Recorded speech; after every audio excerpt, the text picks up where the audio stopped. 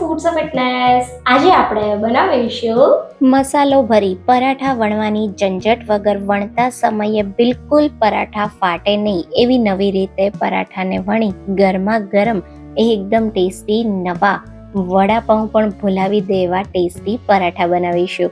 તમને આ રેસીપી બહુ જ ગમશે. ચાલો રેસીપી શરૂ કરીએ. તો હવે સૌથી પહેલા એકદમ નવા સ્વાદમાં નવા એકદમ ટેસ્ટી વડાપાઉં ટેસ્ટના પરાઠા બનાવવા માટે આપણે સૌથી પહેલા પરાઠાનો લોટ બાંધીએ. તો અહીંયા મેં 2 કપ જેટલો ઘઉંનો રોટલીનો લોટ લીધો છે. એમાં આપણે 1 ટીસ્પૂન જેટલું મીઠું અને 1 ટીસ્પૂન જેટલું તેલનું મોણ ઉમેરી થોડું થોડું કરતા જઈ પાણી ઉમેરીશું અને એકદમ સોફ્ટ લોટ બાંધીને તૈયાર કરીશું. તો અહીંયા આપણે નોર્મલ જે પરાઠાનો લોટ બાંધતા હોઈએ એ થોડો કઠણ રાખતા હોઈએ, પણ આ પરાઠા બનાવવા માટે તમારે લોટ રોટલી જેવો બાંધવાનો છે. તો તમે જોઈ શકો છો અહીંયા થોડું થોડું કરતા જઈ અડધા કપ કરતાં થોડું ઉપર પાણી ઉમેરી મેં આવો લોટ બાંધી તૈયાર કરી લીધો. તો હવે લોટને ઢાંકી 10 મિનિટ માટે રેસ્ટ આપીશું.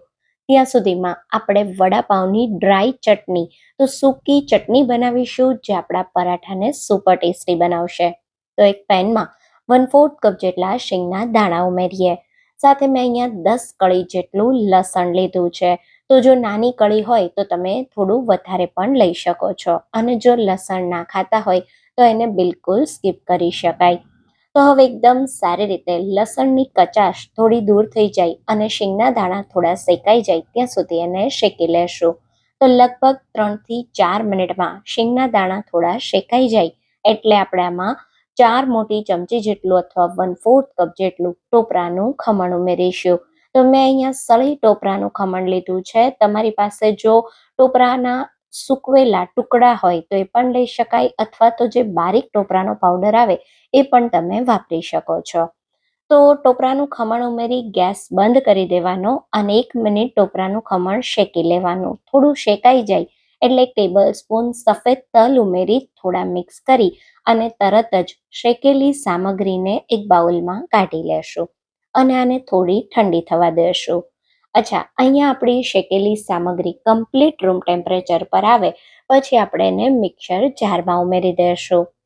સાથે અહીંયા મેં 2 ટેબલ સ્પૂન જેટલું કશ્મીરી લાલ મરચું પાવડર લીધું છે. તમને તીખી ચટણી જોવે તો તમે તીખું મરચું પણ 1 ચમચી જેટલું ઉમેરી શકો છો. 1 ટીસ્પૂન જેટલું મીઠું ઉમેરી મિક્સરને ચાલુ બંધ કરી અને અધકચરી ચટણીને ગ્રાઇન્ડ કરી લેશું.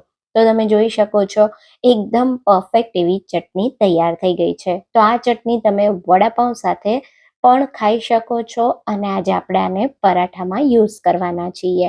તો ચટણી આપણી તૈયાર છે. થોડીવાર સાઈડ પર રાખી દઈએ. હવે જે મિક્સર જારમાં ચટણી બનાવી એમાં 5 કળી જેટલું લસણ, 2 તીખા લીલા મરચાં અને 1 ઇંચ આદુનો ટુકડો ઉમેરી એકદમ બારીક પીસી લેશું. એને આપણે મસાલાના વઘારમાં વાપરીશું. તો હવે મસાલો તૈયાર કરવા કડાઈમાં 2 ટીસ્પૂન જેટલું તેલ ગરમ કરીએ. તેલ આપણું ગરમ થાય એટલે અડધી ચમચી રાઈના દાણા ઉમેરી સારી રીતે રાઈને ફૂટવા દેશું. ગ્રાઇન્ડ કરેલા આદુ મરચાં લસણ ઉમેરીએ. થોડા મીઠા લીમડાના પાન, 1/4 ટીસ્પૂન જેટલી હિંગ, અડધી ચમચી જેટલો હળદર પાવડર ઉમેરી એકદમ ધીમા ગેસ પર આદુ મરચાં લસણને અને વઘારને થોડો સાંતળી લઈએ. પછી અહીંયા મેં 3 મીડિયમ સાઇઝના અને કપથી માપો તો 1.5 કપ જેટલા બાફેલા બટેટા લીધા છે. સાથે આપણે 1 ટીસ્પૂન કરતાં થોડો ઉપર ગરમ મસાલો અને 1.5 ટીસ્પૂન જેટલું અથવા સ્વાદ પ્રમાણે મીઠું ઉમેરીશું અને બધી જ વસ્તુને સારી રીતે મિક્સ કરી લઈએ. તો જો બટેટા બાફવામાં તમે મીઠું ઉમેર્યું હોય તો આ સમયે મીઠું તમારે એડજસ્ટ કરવાનું. તો તમે જોઈ શકો છો સારી રીતે મેં મસાલાને મિક્સ કરી દીધો છે. હવે ગેસ બંધ કરી દઈશું અને અડધા લીંબુનો રસ, તો ગેસ બંધ કરીને જ તમારે લીંબુનો રસ ઉમેરવાનો અને સાથે 2 ટેબલ સ્પૂન બારીક કાપેલા લીલા ધાણા ઉમેરી એકદમ સારી રીતે મસાલાને મિક્સ કરી દેશું. તો એકદમ ટેસ્ટી ચટપટો મસાલો આપણો તૈયાર થઈ ગયો છે. જો તમે ઓરિજિનલ વડાપાઉં બનાવતા હોય તો એના વડાનો મસાલો પણ બિલકુલ આ જ રીતે બનતો હોય છે. તો હવે મસાલાને કમ્પ્લીટ ઠંડો થવા દેશું. લગભગ 10 મિનિટમાં મસાલો કમ્પ્લીટ ઠંડો થઈ ગયો છે. તો હવે આપણે પરાઠાને તૈયાર કરીશું. તો લોટે પણ સારી રીતે રેસ્ટ કરી લીધો છે. તો લોટમાંથી આ રીતે મીડિયમ સાઇઝના લુવા કાઢી લેશું. તો અત્યારે મેં 2 લુવા આ રીતે તૈયાર કર્યા છે. જો તમને પરાઠામાં અંદર લુવામાં મસાલો ભરી પરાઠા વણતા ન આવડતું હોય તો આ રીત તમને બહુ જ ગમશે.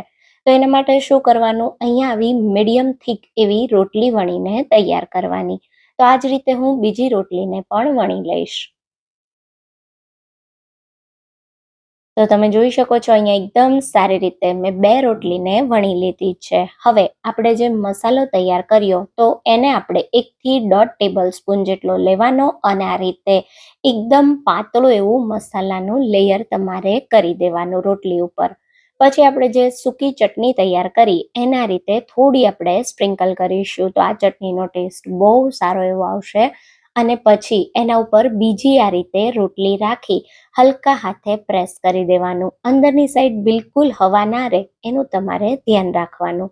હવે પરાઠાને સીલ કરવા આ રીતે કોઈ મોટો વાટકો લેશું અને એને આ રીતે આપણે કટ કરી લેશું પરાઠાને. તો મસાલાનું સ્ટફિંગ તમારે વાટકાની સાઈઝ પ્રમાણે ભરવાનું છે. તો આ રીતે તમે જોઈ શકો છો એકદમ સરસ પરાઠું આપણું સીલ થઈ ગયું. ના તો તમારે પરાઠાને મસાલો ભરી વણવાની ઝંઝટ છે અને આ પરાઠું તમારું વણતા સમયે બિલકુલ ના ફાટ્યું અને પરફેક્ટ એવું તૈયાર થઈ ગયું. તો છે ને પરાઠા વણવાની એકદમ સહેલી રીત. તો હવે આ પરાઠાને શેકી લેશું.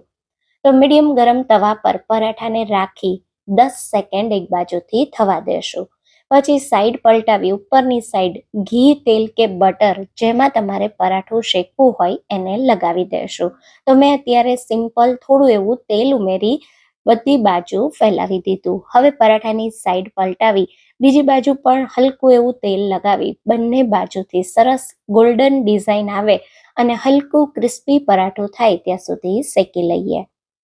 તો આ પરાઠા બહુ ટેસ્ટી લાગે છે. તમારે કંઈ ચટપટું ખાવું હોય સાથે ઓછા તેલમાં પાઉં વગર બનાવવું હોય તો તમે આ પરાઠા ટ્રાય કરજો.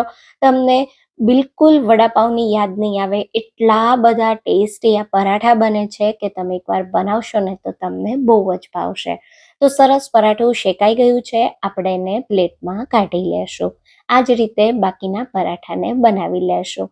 તો તૈયાર કરેલા પરાઠાને તમે ગ્રીન ચટણી, ટોમેટો કેચઅપ અને તૈયાર કરેલી સૂકી ચટણી સાથે સર્વ કરજો. તમને બહુ જ ભાવશે.